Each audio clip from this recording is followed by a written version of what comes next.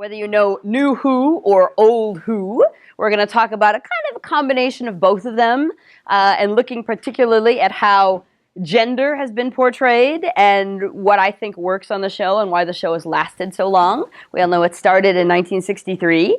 Right? And so it survived because if you don't know Doctor Who, I imagine you do, but if you don't, writers invented the act of regeneration, which was a brilliant idea because in the first few years, their lead actor got sick and the whole show was going to have to be canceled, and the writers didn't want to lose their jobs. So they smartly sat around a room and went, how can we save this? And suddenly somebody, and they don't remember who it was now, said, hey, our lead character's an alien. How about when he dies, he doesn't really die. He just regenerates into another body, and then we can hire another actor, and we can all keep our jobs.